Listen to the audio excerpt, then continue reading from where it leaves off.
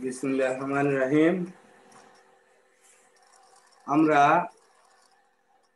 গত ক্লাসে বিভীষণের প্রতি মেঘনাদ শেষ করেছিলাম। তোমরা বলছিলে যে স্যার ক্লাসটা আবার থাক, আমাদের যদি কোনো সমস্যা থাকে তাহলে আমরা সেগুলো জিজ্ঞাসা করব। তোমাদের যদি কোনো প্রশ্ন জিজ্ঞাসার থাকে তাহলে তোমরা বলতে পারো, আমি সেটা নিয়ে আলোচনা করব।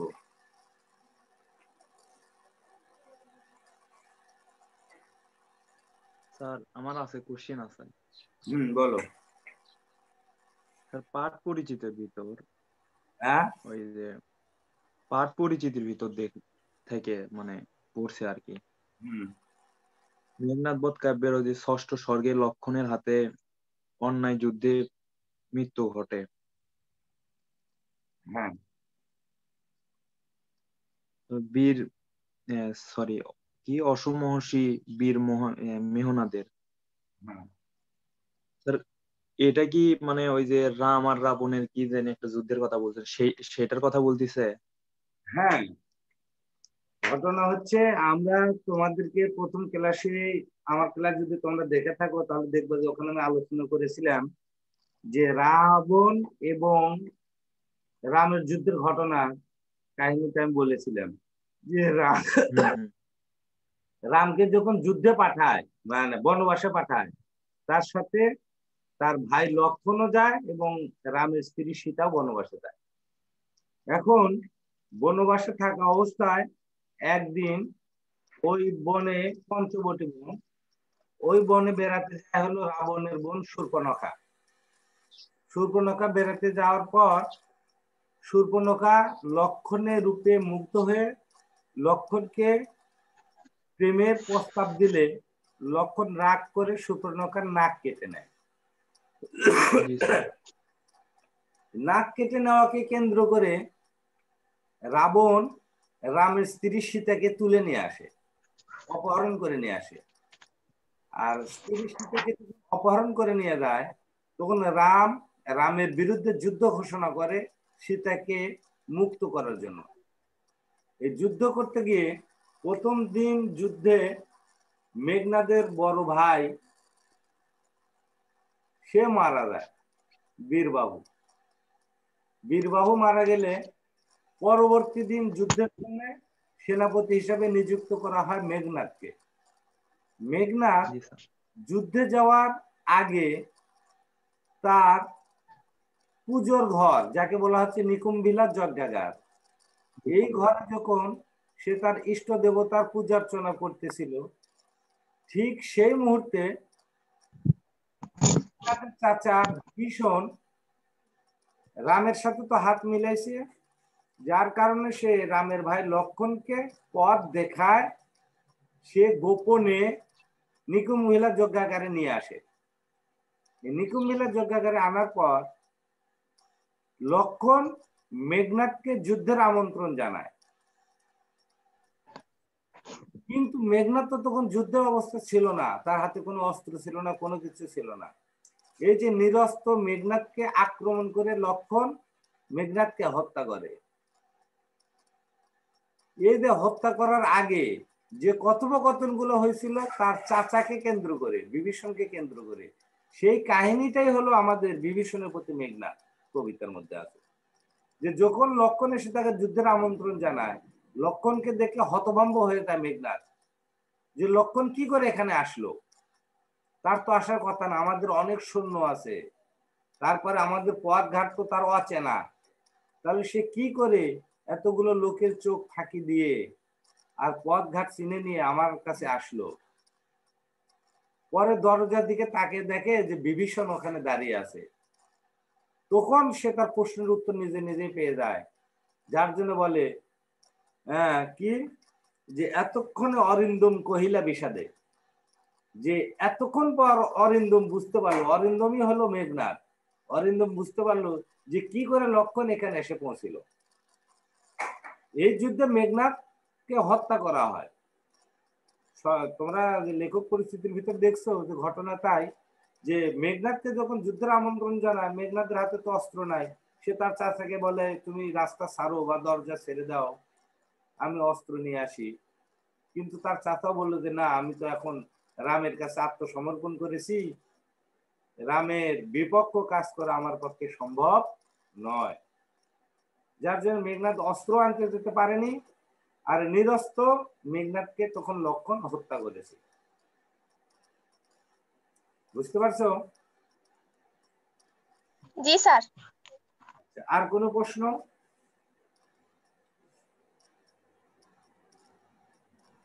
স্যার এখানে বলছে যে মেঘনাদ বধ কাব্য হচ্ছে, সরি, মেঘনাদ বধ কাব্যের ষষ্ঠ স্বর্গ থেকে নেওয়া হয়েছে এটা, মানে এই বিভীষণ বুদ্ধি। কিন্তু এই স্বর্গ কি নিয়ে গঠিত হয়? এই মেঘনাদ বধ 9টি স্বর্গে মানে বিন্যস্ত, কিন্তু স্বর্গটা কেমনি গঠিত হয় এটা স্বর্গ হলো একটা অধ্যায়। আমরা যেমন ধরো কোনো উপন্যাস করি, তখন দেখা যায় একটা উপন্যাসের ভিতরে অনেকগুলো অধ্যায় থাকে। হুম। প্রথম অধ্যায়, দ্বিতীয় অধ্যায়, তৃতীয় অধ্যায়, চতুর্থ অধ্যায়। এইরকম মহাকাব্য যখন রচনা করা হয় তখন একে অধ্যায়ে ভাগ করা হয়, কিন্তু ওখানে অধ্যায় না বলে একে বলা হয় যে স্বর্গ বা পর্ব। এবং মহাকাব্য রচনা করার বা মহাকাব্য সার্থক হওয়ার মানে বৈশিষ্ট্য হলো যে নিম্নে 8টা স্বর্গ থাকতে হবে এই কাব্যের মধ্যে, মানে 8টা অধ্যায় থাকতে হবে। তেমনি মেঘনাদ বধ কাব্যে আছে 9টা স্বর্গ বা 9টা অধ্যায়। তার মধ্যে 6ষ্ঠতম অধ্যায়ে এই কাহিনীটা বর্ণনা করা আছে। জি স্যার, বুঝতে পেরেছি। আর কোনো প্রশ্ন?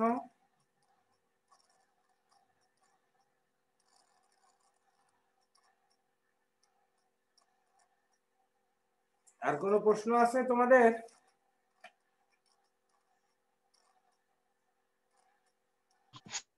না স্যার। আচ্ছা, তাহলে এখন আমরা আরেকটা কবিতা শুরু করি। আমরা পড়ব হলো ঐকতান কবিতা। ঐকতান শব্দের অর্থ হলো সুরের সমস্বর, অনেকগুলা সুরকে একত্রিত করা, একে বলা হচ্ছে ঐকতান। লেখকের নাম হলো রবীন্দ্রনাথ ঠাকুর, যিনি বাংলা সাহিত্যে মহাকবি হিসেবে পরিচিত। মহাকবি বলতেছি, বিশ্বকবি হিসেবে পরিচিত, বা তাকে আর একটা উপাধি দেওয়া আছে কবি গুরু। কারণ কি? কারণটা হলো বাংলা কাব্য সাহিত্যকে বিশ্বের দরবারে সুন্দরভাবে উপস্থাপন করতে সক্ষম হয়েছিল রবীন্দ্রনাথ ঠাকুর। মানে বাংলা ভাষায় এত সুন্দর করে যে কবিতা লেখা যায় এবং বিশ্ব মানের কবিতা লেখা যায়, এটা রবীন্দ্রনাথ ঠাকুরই লিখেছিলেন, যার জন্য তাকে বিশ্বকবি বলা হয়। এবং রবীন্দ্রনাথ ঠাকুরের পূর্বেও অনেক কবি তার কাব্য রচনা করেছিল, কিন্তু বাংলা ভাষা বিশিষ্ট স্থান অর্জন করেছে রবীন্দ্রনাথ। তার কাব্যগ্রন্থ একই ধারায় প্রবাহিত হয়নি, তার কাব্যগ্রন্থগুলো বিবিধ ধারায় প্রবাহিত। মানে তার সাহিত্য চর্চা একটা বিষয়বস্তুকে অবলম্বন করা হয়নি, এককবার একক রকম বিষয়কে উপস্থাপন করেছে সে তার সাহিত্যে, যার জন্য তার সাহিত্যের অনেক বাঁক লক্ষ্য করা যায়, অনেক দিকে মোড় নিয়েছে তার সাহিত্যগুলো। আমরা তার প্রথম জীবনের কবিতাগুলো যদি দেখি, তাহলে দেখবো যে সবগুলো কবিতা শুধু প্রেম নির্ভর। পরবর্তী যুগের কবিতাগুলোতে দেখা গেছে প্রেম আছে, নারী প্রেম প্লাস প্রকৃতি প্রেম। এই নারী প্রেম এবং প্রকৃতি প্রেমকে একাকার করে সে তার কবিতা রূপ দিয়েছে। এভাবে কিছুদিন লেখার পর তার কবিতা আবার অন্যদিকে মোড় নিয়েছে। দেখা গেল যে তার কবিতায় গতি তত্ত্ব নিয়ে আলোচনা করা হয়েছে, যেমন বলাকা কাব্যগ্রন্থ কবিতাগুলো গতিবাদ নিয়ে আলোচনা করা, যে পৃথিবীর কোনো কিছুই স্থবির নয়, সবকিছু চলমান, সব চলতেছে। সে একদিন জোড়াসাঁকো বলতেছে শিলাইদহ পদ্মা নদীতে বোটে বসেছিল, মানে নৌকায় বসেছিল সন্ধ্যার দিকে। তখন দেখা গেল তার মাথার উপর দিয়ে এক ঝাঁক হংস বলাকা উড়ে গেল। এই হংস বলাকা উড়ে যাওয়া দেখেই তার মাথার মধ্যে মানে একটা চিন্তা আসলো যে তাহলে তো সবকিছু চলমান, কোনো কিছু স্থবির নয়। তার জন্য সে লিখলো হেতা নয় অন্য কথা অন্য কোনোখানে, যে আসলে এখানেই শেষ নয়, এখানেই সীমাবদ্ধ নয়, আরো যেতে হবে, আরো যেতে হবে, আরো কিছু আছে। এভাবে সে গতিতত্ত্ব নিয়েও সাহিত্য রচনা করলো, কাব্য রচনা করলো। পরবর্তীতে দেখা গেল এ দিকও শেষ করার পর সে আবার অন্যদিকে মোড় নিল। তার রচনাগুলোতে সে যখন লালনের সাহিত্যে মুগ্ধ ছিল, লালনের সাহিত্য চর্চা করত, তারই অনুপ্রেরণা নিয়ে সে তখন আধ্যাত্মিকতা নিয়ে সে সাহিত্য রচনা শুরু করলো, কাব্য রচনা শুরু করলো। মানে স্রষ্টার স্বার্থে সৃষ্টির যে সম্পর্ক, এই স্রষ্টার সাথে সৃষ্টির সম্পর্ক নিয়ে যখন সাহিত্য রচনা করলো, বিশেষ করে তার অনেকগুলো কবিতা ছিল, এই কবিতাগুলো অনেক উচ্চ মার্গের কবিতা।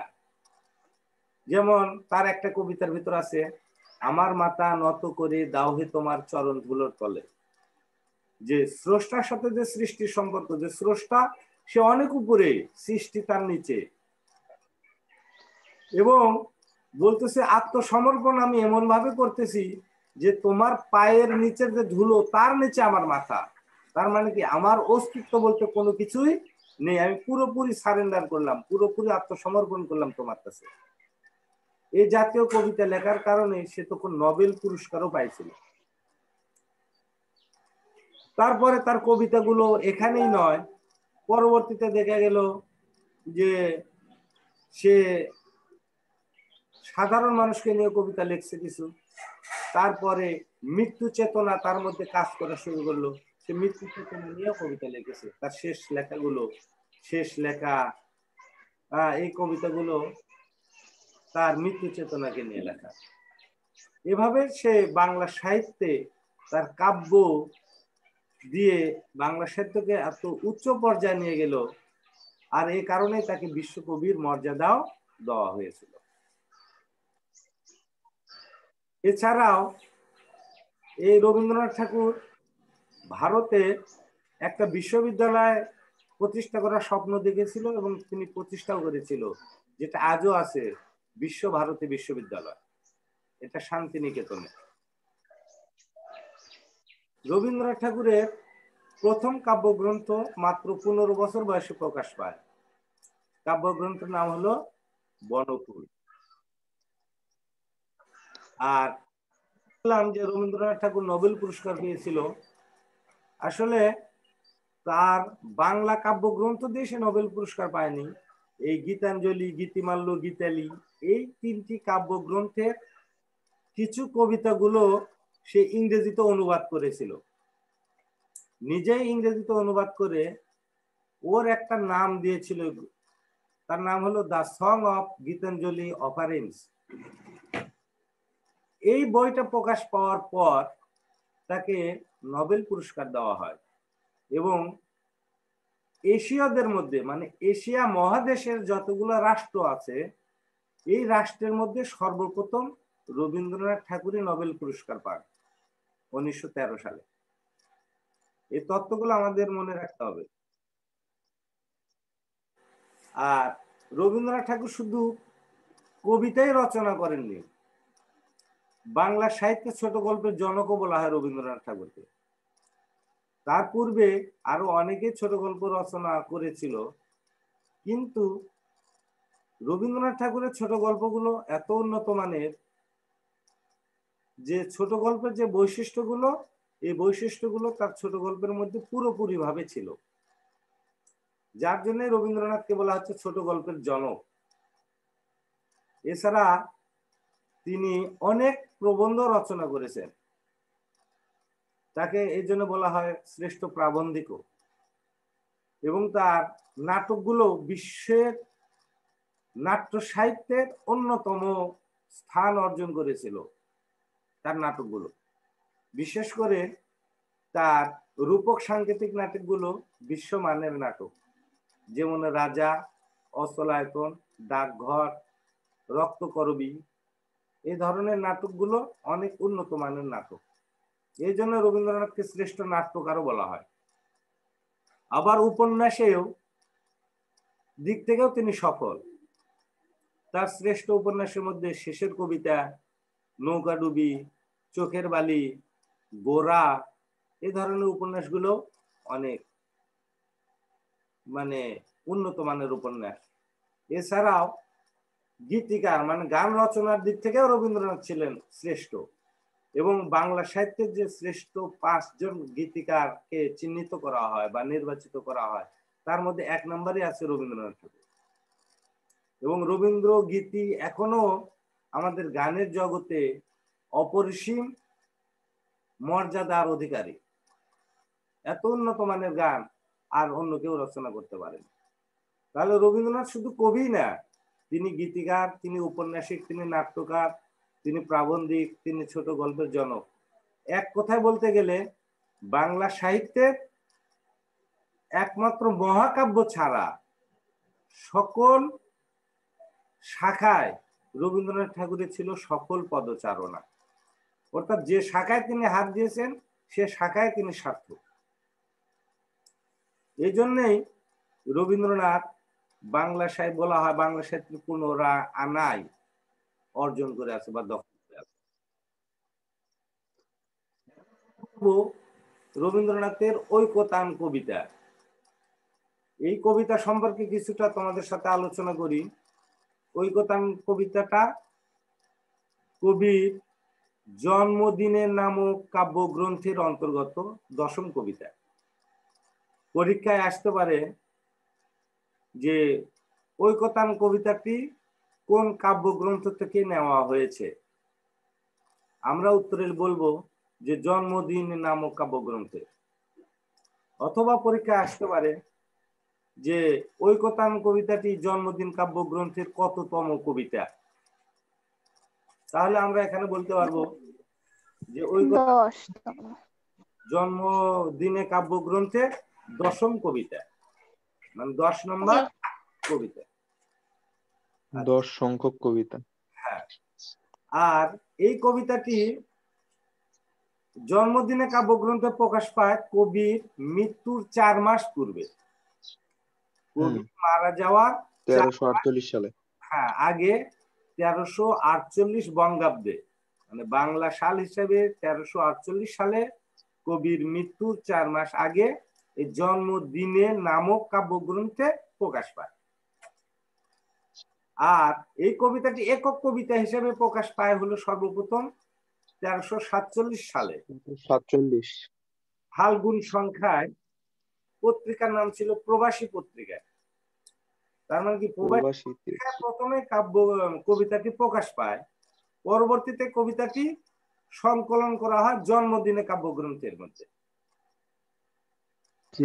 একটু পার্থক্য আছে। যদি বলা হয় কবিতাটি প্রথম কোন পত্রিকায় প্রকাশ হয়, তাহলে আমরা বলবো যে প্রথম প্রকাশ হয় হলো প্রবাসী পত্রিকায়। কত সালে? 1347 সালে। 1347। আর এই কবিতাটা কোন কাব্যগ্রন্থের অন্তর্গত করা হয়? জন্মদিনে। জন্মদিনে কবিতাটি কাব্যগ্রন্থটি কত সালে প্রকাশিত হয়? 1348 সালে। আচ্ছা, 1368 সালে জন্মদিনে হ্যাঁ প্রকাশিত হয়। আচ্ছা, যদি বলা হয় এখানে উল্লেখ নেই ছন্দে রচিত, আমরা বলবো যে কবিতাটি সমিল প্রবাহমান অক্ষরবৃত্ত ছন্দে রচিত। স্যার 1368 সাল না বঙ্গাব্দে? সাল তো হচ্ছে ওই সাল, বাংলা সাল আর কি, বাংলা 1348। 1348। ও জি স্যার, এখানে তো দেয়া আছে, আমি শুনছি ভুল স্যার। তুমি পাঠ পরিচিতি দেখো। হ্যাঁ, পাঠ পরিচিতি বের করে নিয়ে এসেছি তো। আচ্ছা, আর কবিতাটি সমিল প্রবাহমান অক্ষরবৃত্ত ছন্দে রচিত।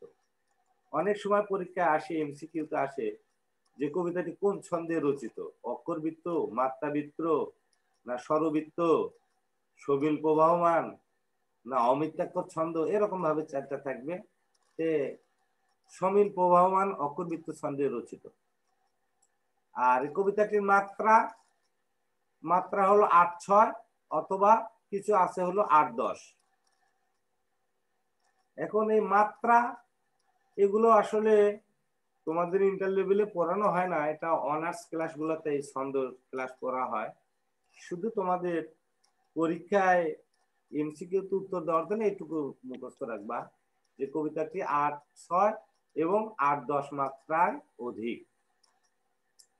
আর ৮/৬ এবং ৮/১০ মাত্রার অধিক। এটা মাত্রা যদি শিখতে চাও বা দেখতে চাও, আমি যখন তোমাদের সরাসরি ক্লাস নেবো একদিন হয়তো তোমাদের বোর্ডে লিখে তোমাদেরকে দেখে দেব। জি স্যার। ৮/৬ ৮/১০ মাত্রায় অধিক। এখন দেখো ঐকতান হলো একটা গীতি কবিতা।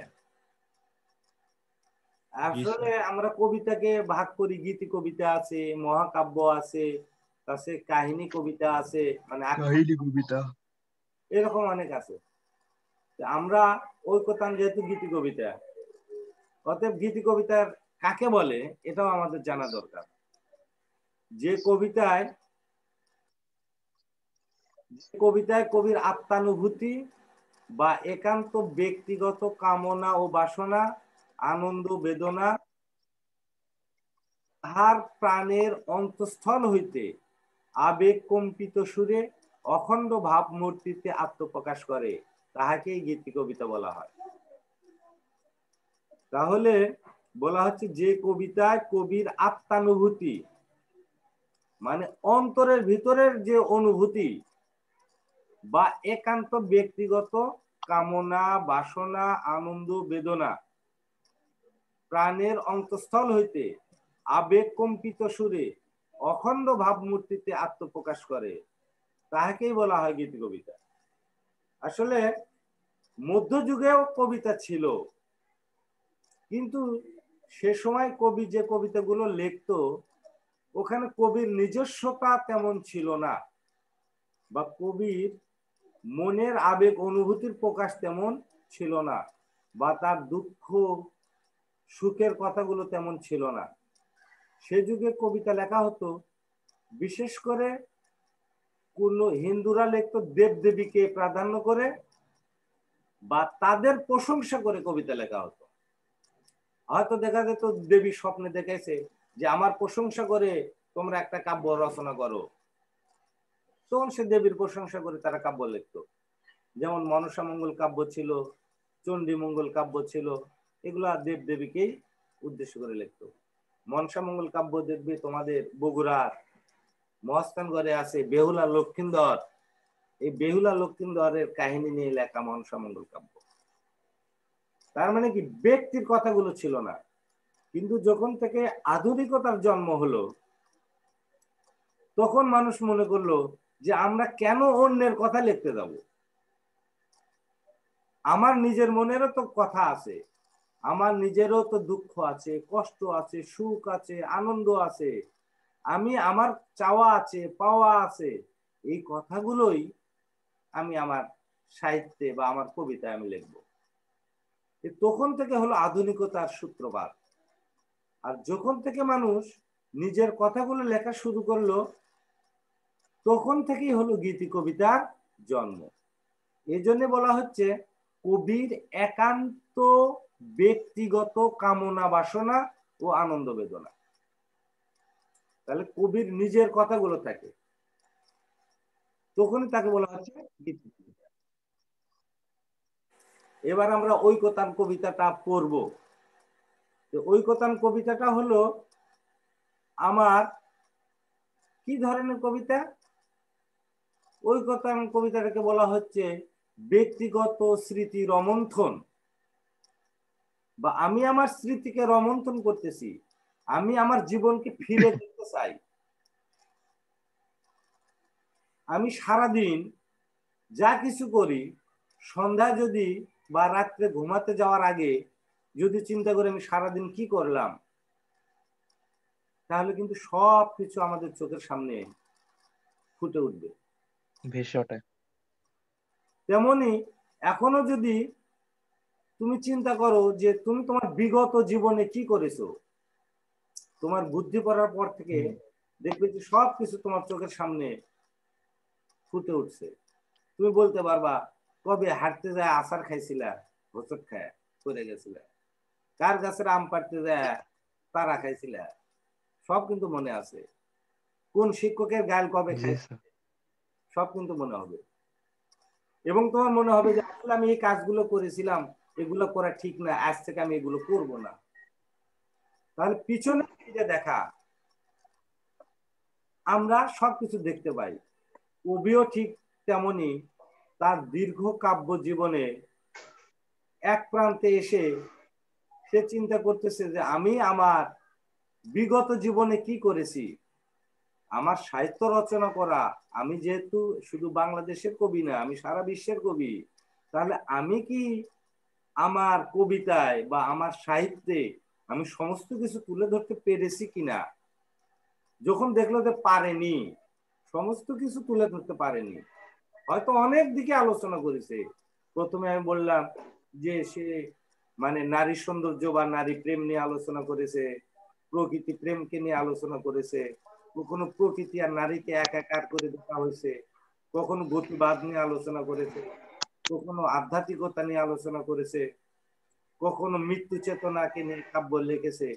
কিন্তু তারপরেও কবি সরল স্বীকারোক্তি প্রদান করতেছে যে আসলে আমি সমস্ত কিছু করতে অনেক কিছু করেছি, তারপরেও অনেক কিছু আমার কবিতায় বাদ করে গেছে। এই যে তার স্বীকারোক্তি, এই স্বীকারোক্তিটাই হলো এই ঐকতান কবিতা।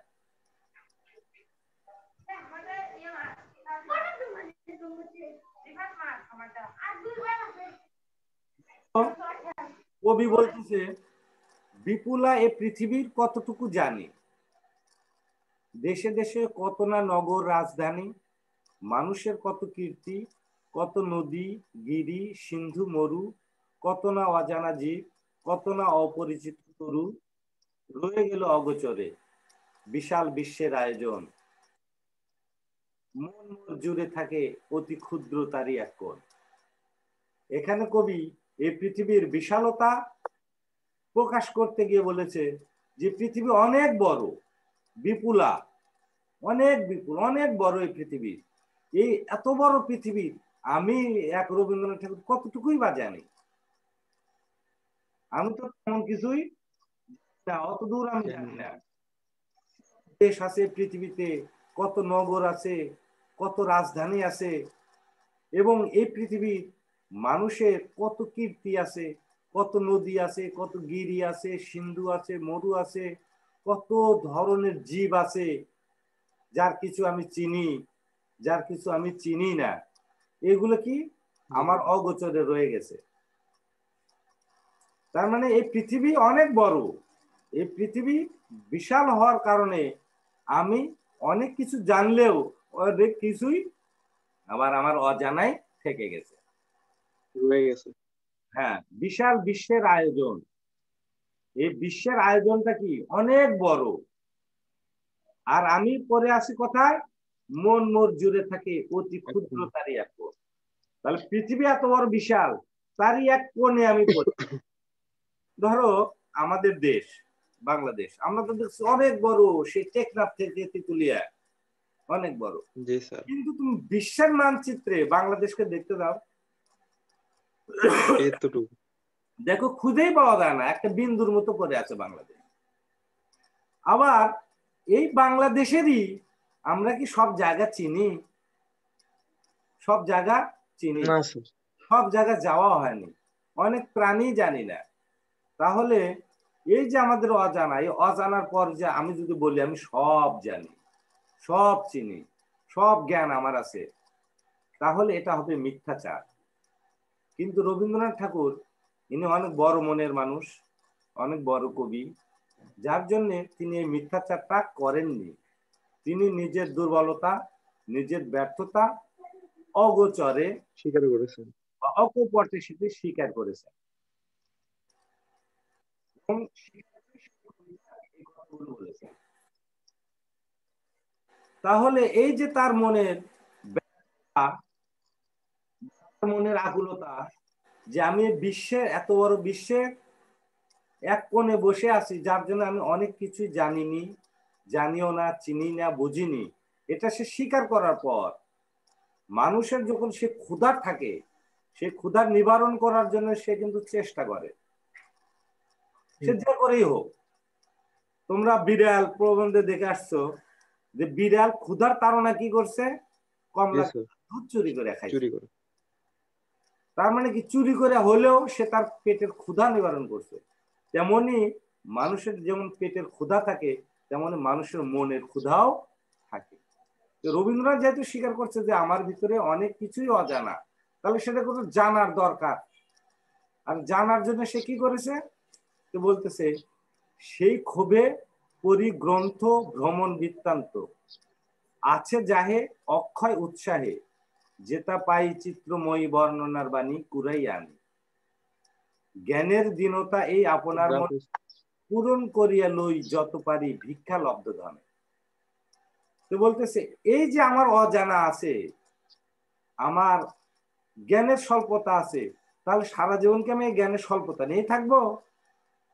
এই ক্ষোভে সে কি করত, বই পড়তো, বেশি বেশি বই পড়তো, ভ্রমণ বৃত্তান্ত মানে ভ্রমণ কাহিনীগুলো সে পড়তো। আর এ পড়তে যে যেখানে জ্ঞানের কথা পেয়েছে, যেখানে ভালো কিছু পেয়েছে, সেগুলো সে সংগ্রহ করেছে, সেগুলো সে জ্ঞান অর্জন করেছে। এই জন্য বলা হচ্ছে যেটা পাই চিত্রময়ী বর্ণনার বাণী কুড়াইয়া আনি। যেখানে শিক্ষার কোনো কিছু পেয়েছে, সেটাই সে তার নিজের দখলে রাখার জন্য সে সংগ্রহ করেছে, বা সে শিক্ষাটা অর্জন করেছে, বা সেই জ্ঞানটা অর্জন করেছে। তারপরে বলতেছে কার মতো, বলতেছে এই যে জ্ঞানের দীনতা, এই যে জ্ঞানের স্বল্পতা, এই যে জ্ঞানের দারিদ্রতা, এই দারিদ্রতা পূরণ করার জন্য আমি এগুলো অর্জন করেছি কার মতো, ভিক্ষুকের মতো।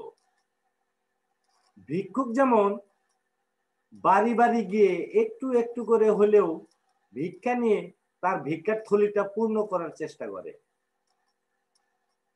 ভিক্ষুককে একবার যাই এক থলি পায়, তা পায় না। একবার কিছু পায়, কিছু পায়, আরেক বাড়িতে কিছু পায়, এইভাবে দেখা গেল দিন শেষে তার থলেটা পূর্ণ হয়ে গেছে।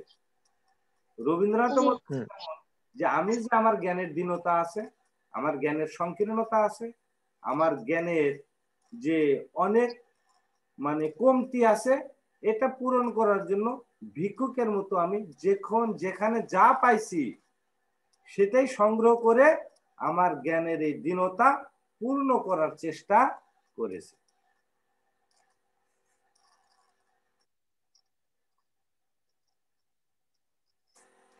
এরপরে বলতেছে আমি পৃথিবীর কবি, যেথা তার যত উঠে ধ্বনি, আমার বাঁশির সুরে সারা তার জাগিবে তখনই, এই স্বর সাধনায় পৌঁছিল না বহুতর ডাক, রয়ে গেল ফাঁক। হ্যাঁ, তো বলতেছে আমি পৃথিবীর কবি। তার মানে কি, আসলে কবিরা যদি নিজেকে শুধু এক দেশের বা এক জায়গার বা এক জেলারই মনে করে, তাহলে সে কিন্তু বড় মাপের কবি হতে পারে না।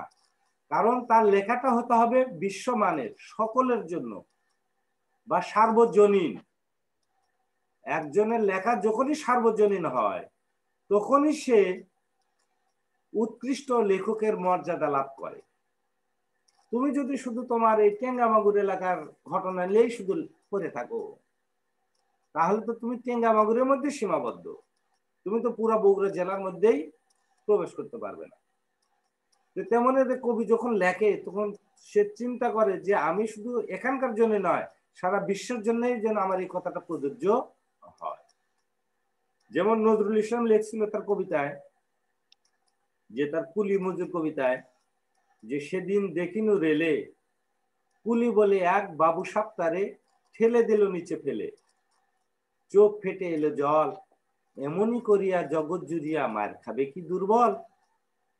এই যে তার চিন্তা চেতনা, যে কুলি দেখে ঠেলে ফেলে দিল। ও যদি শক্তিশালী লোক হতো, তাহলে কিন্তু ওকে কেউ ফেলে দিত পারতো না, তাকে আরো সম্মানের সাথে গাড়ি তুলে নিত। তাহলে পৃথিবীতে কি দুর্বলেরা এমন করেই মার খাবে? তা আসলে এই দুর্বল কি, এটা কি বাংলাদেশের মানুষই দুর্বল, এরাই মার খায়, পৃথিবীর অন্য দুর্বলেরা মার খায় না? তা নয়। এই কথাটা কিন্তু সারা পৃথিবীর মানুষের জন্যই, প্রত্যেকটা দেশের জন্যই প্রযোজ্য, যে যারা দরিদ্র, যারা দুর্বল, যারা অসহায়, তারাই কিন্তু সব জায়গাতে মার খায়, তারাই অপমানিত হয়, তারাই শোষিত হয়, তারাই লাঞ্ছিত হয়, তারাই বঞ্চিত হয়। তাহলে তার কথাটা শুধু এ দেশের ভিতরেই থাকলো না, পৃথিবীর সবার ক্ষেত্রেই সেটা প্রযোজ্য হয়ে গেল। এই জন্য রবীন্দ্রনাথ ঠাকুর বলতেছে আমি পৃথিবীর কবি। অতএব যেখানে যে কথাগুলো বা যে ধ্বনিগুলো, যে আওয়াজগুলো উঠে আসে, সেটাকেই বর্ণনা করার, সেটাকেই সাহিত্যে রূপ দেওয়ার দায়িত্ব হলো একজন কবির। কিন্তু আমার এই সাহিত্যে বা এই সুরে সব জায়গায় পৌঁছে দেওয়ার মতো সমস্ত বিষয় নিয়ে আমি আলোচনা করতে পারিনি। অনেক কিছুই এর ভিতরে ফাঁক থেকে গেছে, অনেক কিছু বাকি থেকে গেছে, আরো অনেক কিছু লেখা আমার উচিত ছিল। এই কথাগুলো সে অকপটে স্বীকার করে নিছে। আচ্ছা, আজকের মনে এখানে শেষ। আমার টাইম আর জুম দিবে না। আবার সামনে ক্লাস, মানে আল্লাহ বাঁচা রাখলে রবিবারের দিন বাদ বাকি কবিতা নিয়ে আলোচনা করবো। জি স্যার। আসসালামু আলাইকুম। ওয়ালাইকুম আসসালামু আলাইকুম। আসসালাম।